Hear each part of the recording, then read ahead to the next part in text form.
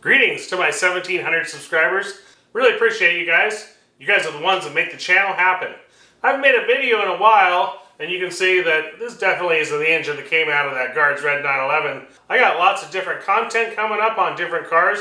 Took a big long break there, and well, I had to do a bunch of work on other cars. I did a bunch of work on the DeLorean, the Firebird, and the cars coming up. It's a Pontiac Aztek. So I kind of wanted to get one of those. It's kind of a cult car. It's kind of interesting. It's a little kitschy. It's got a myriad of different problems. So I'll be fixing those problems in one episode. And then probably going to be back on the 911s a little bit. And we'll see where this thing came from. So I guess the first thing to do is I'll get rid of this Porsche garb. All right, much better. Got the hat on and well, I'm ready to work on that Pontiac. Let's check out that Pontiac and, well, there's many other cars yet to come.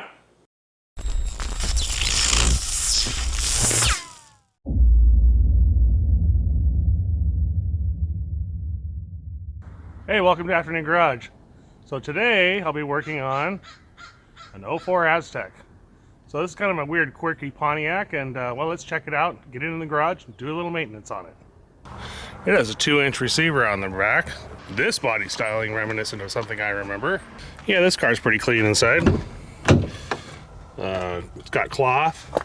That thing's ripped. Doesn't have any weird designs in the seat. Bolster's kind of a little bit saggy here, but that's usually normal. It's got about 160,000 miles on it. And it's got the cooler inside. So what you can do is, you know, pop the center console out, take it with you. Oh, this instrument cluster is definitely Pontiac.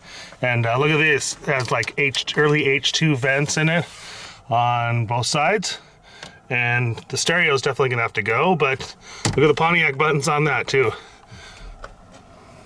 I'll have to change a few things, but other than that, it looks pretty good. Real clean back here too as well. Alright, that is the 3406. Has a 4-speed overdrive transmission. This is all-wheel drive. Leaking oil all over the place. Has a coolant code as well as a purge code. Go figure. It's probably gonna have to drop the gas tank and, you know, fix an oil leak, but other than that, looks like it's in pretty good shape. I also want to do a coolant flush and a transmission flush.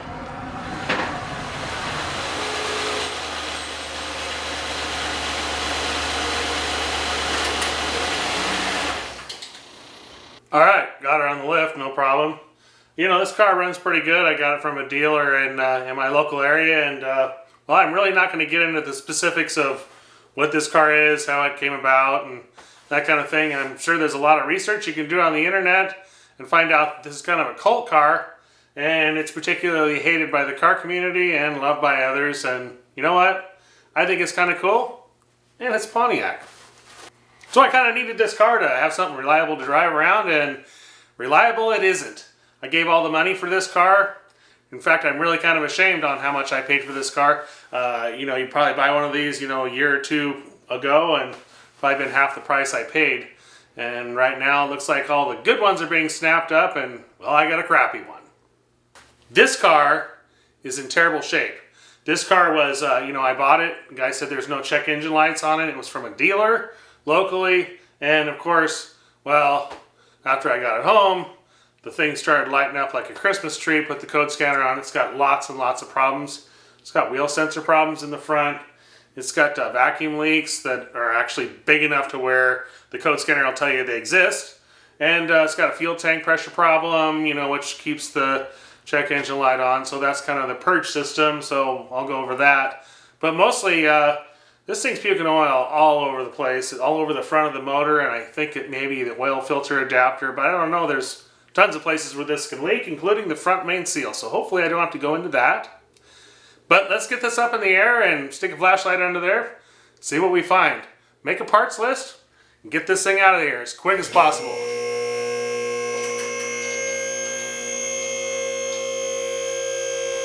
Alright, well, at first glance, it's been in here about 24 hours, and you can see 1, 2, 3, maybe 4 drops of oil. That doesn't look very good either. And let's see where that's coming from. Alright, now we can look up there and Kind of see how really oily that is. Looks like there might be a knock sensor up there. And well, it's really oily around the pan right there. Hopefully it's not that. All right, one thing to know with all this oil in there, I did watch another person's video. I think he had a Buick Rendezvous, which is the same kind of chassis here. It has the good old leaky 3.4. He had the same kind of oil, and it's just kind of sheeting down this. You can see even how clean it is right in here, because there's just so much of it that's coming down onto the wiring harnesses and everything here. So anyway, what he found was simply he had a loose oil filter. So I put my hand up in here, and by gosh, it's loose, it's spinning. So that's probably where the majority of the leak was coming from, and well, why people don't tighten up the oil filter. It does have a gasket in there that, you know, eventually just kind of crushes, and then it'll leak like you're seeing here. So I really don't think I have too much of an oil leak. So yeah, I'm just gonna clean that motor down, and well, I'm glad I found this, because that's no good. And as you come back, you can see the transmission filter. I'm going to be doing a flush on that. It's overfilled right now, so it actually foams and it kind of shudders as it gets warmed up. So that's not very good either. So we'll have to take care of that. Of course, it has the all-wheel drive, so there's a drive shaft. Goes all the way to the back. There's that fuel tank there. Probably going to have to lower that down a little bit for the pressure sensor. And towards the rear, we have just a regular limited slip differential, probably something similar to what's in the Solstice, although it looks a little bit different. But that requires some special fluid, and probably be changing that. But overall, not too much rust on this thing at all. It does come from the Pacific Northwest, of course, so it's really clean. And man, I like buying cars from this area because they're just rust free. Anyway, it looks like it's in pretty good shape. Let's clean that motor.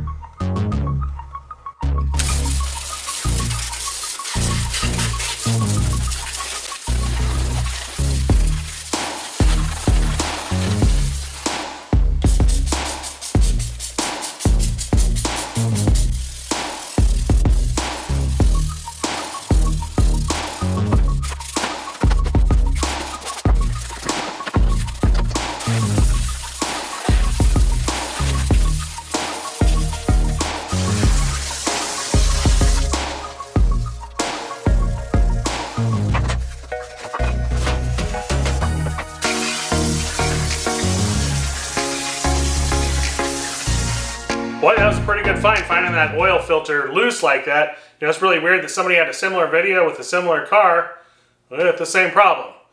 I'm not quite sure why the oil filter wasn't tight, but I think people are kind of afraid of over-tightening those things. But you know, if you don't tighten them enough, well, that rubber shrinks back a little bit, and then it starts flooding down the side of the block. So here I generated a list of things that that I want to do to the car here. You know, there's lots of different things on here. You know, I'm going to do some vacuum diagnosis, transmission flush, and that oil change. And a couple other things, you know, I've already done struts and that kind of thing, which are pretty easy to do. Everybody can figure out those things. But the whole intent here is to make a reliable daily driver. All right, first thing I like to do when I'm doing an oil change is kind of see where it's at. So engine off.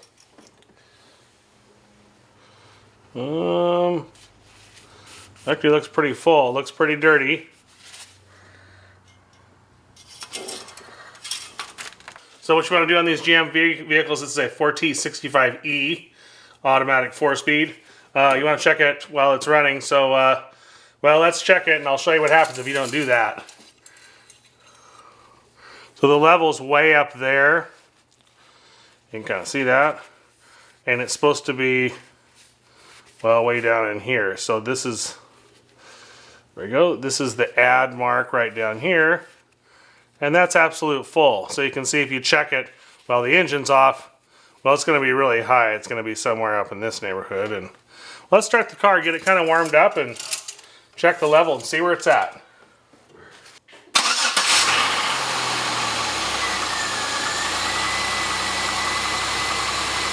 A few minutes later. It's a bit warm. And I also pull the dipstick. I'm going to check a couple different times to actually measure this. In fact, let's get a new towel so we can see what it looks like.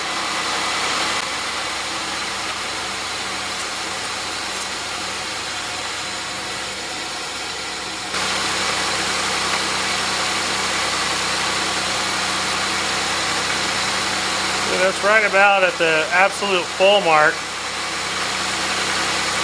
Right about there.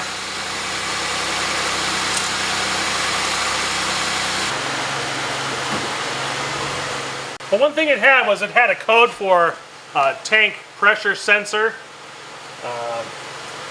Look up the exact code here. So we have a code that says P0446. P0128, and I really don't think these other ones I'm going to chase right now, but P0446, so it's a evap vent control problem. So what I'm going to do is I'm going to go into just regular diagnostics. Tank pressure, minus 16.37.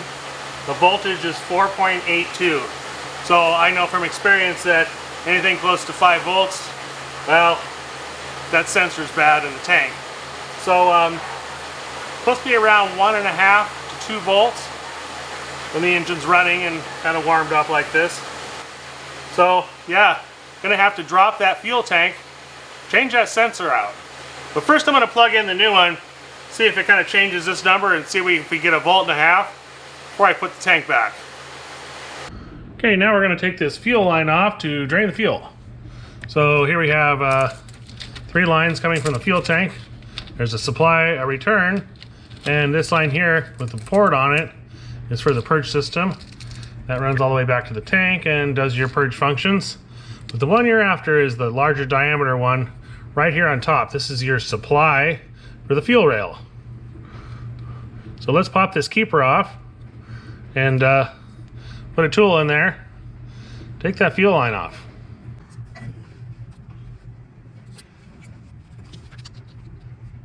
Now the tool you're going to use looks something like this. So for different diameter fuel lines, kind of need to get it around there, figure out which one it is, and then push this up into the connector. The fuel line will come right off.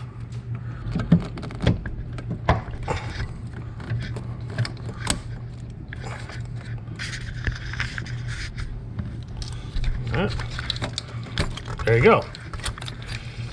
There's the fuel line. Okay, I have this in the engine compartment for, well, for filming purposes. Probably want to have this on the ground. And so what I have is this is an adapter off my fuel injection test kit here. So I'm going to plug it into, no real pressure here, so just kind of plug it into here. And go over to that fuse box.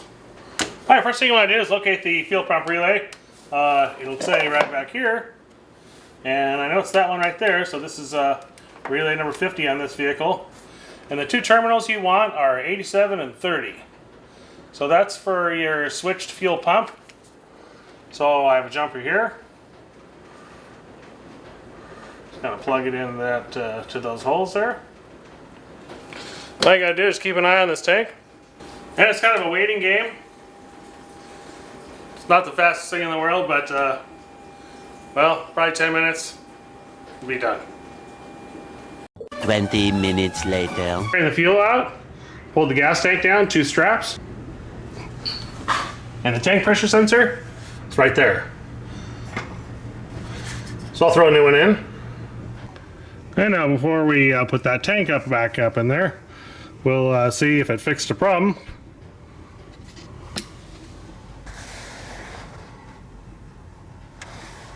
There we go, tank pressure, 1.63 volts.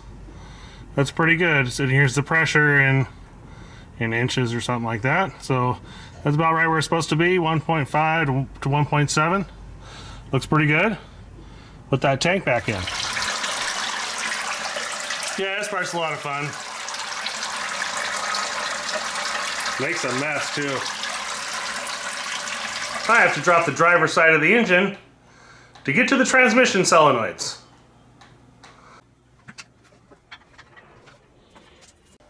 All right, if you remember back when we had that, when we scanned the codes, we had that P1811-1811, and that has to do with, basically it takes too long to shift. So sometimes that could be the pressure control solenoid, which is right here, torque converter lockups right here, and then you have your shift solenoids right here, and one right down there. You know, I just changed them all, and gonna put the side cover on. I got a new gasket for that because I don't want any leaks. And we'll have to put it back together, put the engine back up in there, and then continue with the transmission flush. Okay, fire it up.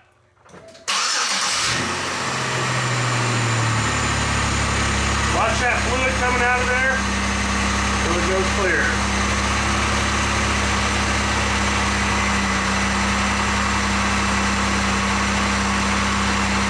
Okay, stop.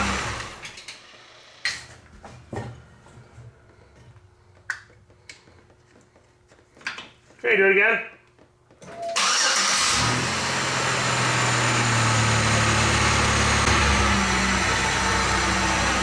Okay, stop. All right, do it again.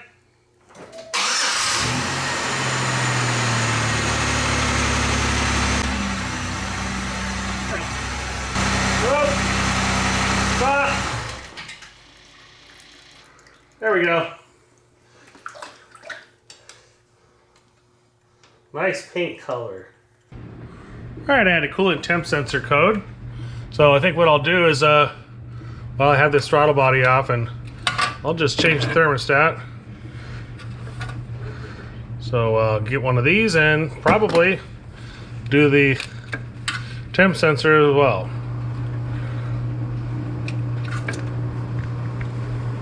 Alright, I about got this thing together. So I think what I'm going to do is, well, I'm going to look for some vacuum leaks. So, you know, I'm using my smoke detector there. And you saw that in one of my episodes with the Porsche. Worked pretty good. So, I'll plug it in here and we'll see if we get any smoke. I've hooked it up to the PCV port here. A few moments later. Alright, so we can see got a lot of smoke coming down from underneath the intake here. And then some coming back here. Oh shoot, that's not even hooked up. So you can see that's just kind of spraying.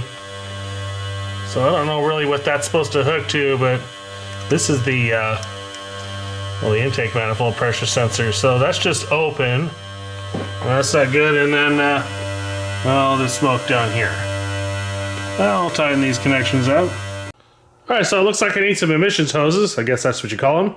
So this one here, obviously it had, this is the replacement. These are all genuine jam parts here. You can see it had a little loop in it, and well, it was replaced with that. So this is where the PCV valve goes. And this was the one that really leaked bad. So this one here is the intake manifold pressure sensor. And you can see that that kind of broke. This is how it's supposed to be shaped. Once again, genuine part here. Yeah, so it's supposed to be shaped like that, and probably just gets kind of brittle and, well, it cracks after a while, and put a little shorter hose on it and call it good. Anyway, we'll be replacing these with new. They're about $10 a piece. Worth the money. All right, replace those two vacuum lines there, and tighten up the throttle body there. Running, and well, no leaks.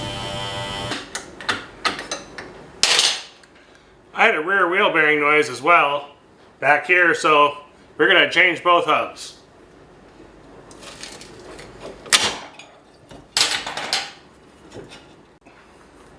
Actually, this one does make a grinding noise.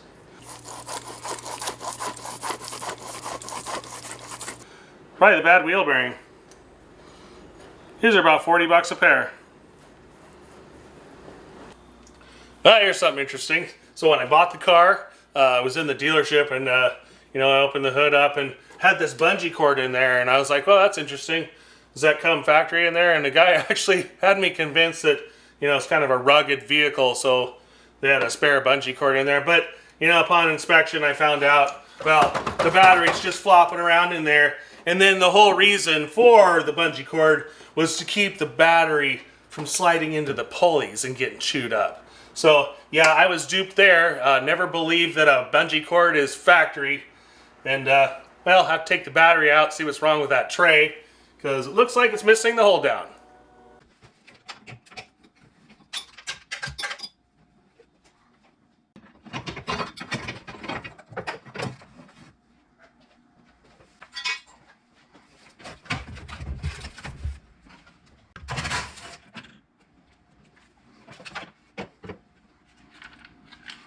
Yeah, that's frozen in there. Yeah, what's neat about this kit is they give you all new zinc plated hardware, the battery hold down bolt, the hold down itself, and then they give you new nuts so the sulfuric acid comes down and eats this hardware up. I had to cut a couple of these out, but yeah, it's kind of nice.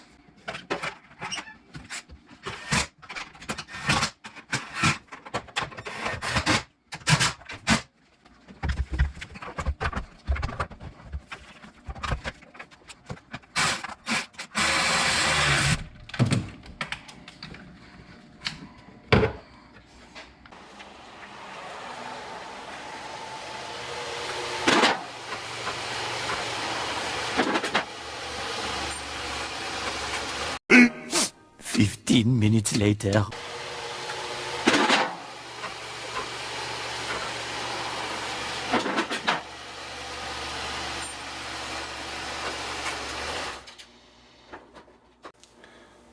I'm kind of nearing the end on this one.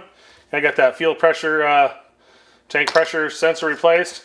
You know, replaced a bunch of the coolant stuff to bring the temperature up. That seemed to work.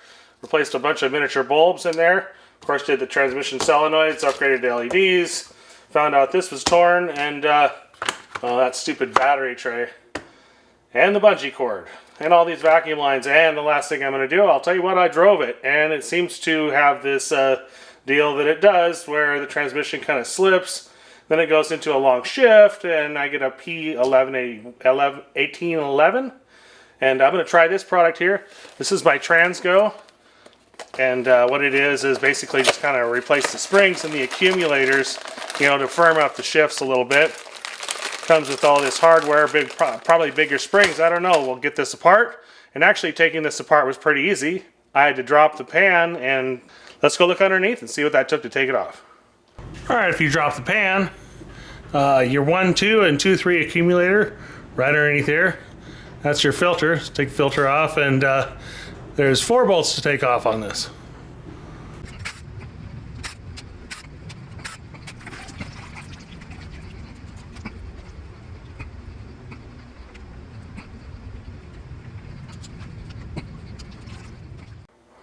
Yeah, that was pretty ugly getting that thing off. Of course, you know, you're just swimming in it the whole time.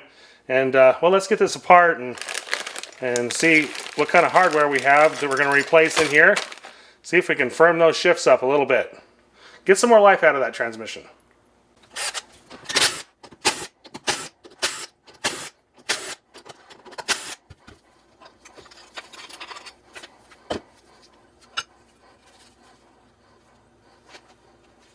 Okay, now it looks like a little kind of valve body thing here. And these are the accumulators. So they kind of come right out, and kind of want to inspect around here, you know, because they slide up and down in a bore. There's a spring. I want to kind of keep all this together the way it came out.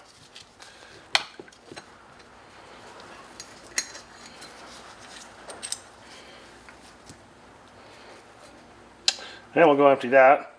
And then let's compare these springs to, well, what we were sent.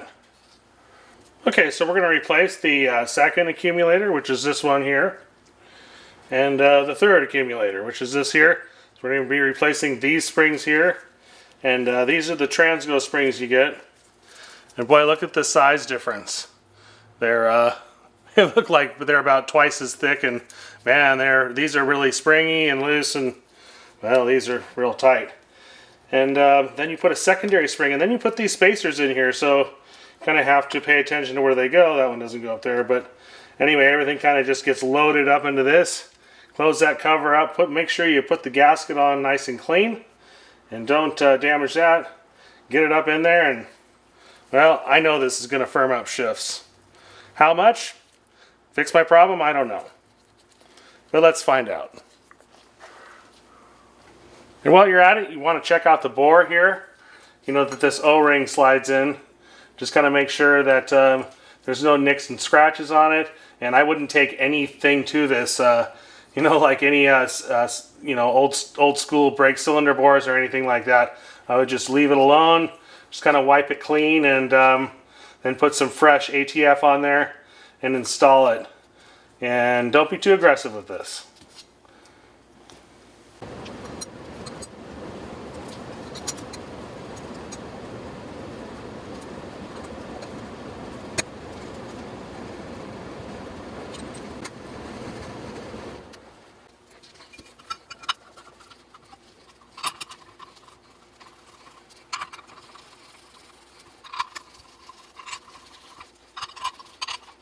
Right, I've done about everything I want to do to this car for now.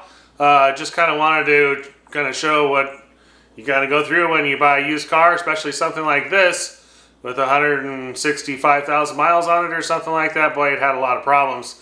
And you know, it went out and then came back in and then went back out and came back in with hopefully fix that transmission problem once and for all. And well, if we didn't, I'll probably be repairing that at some time in the future.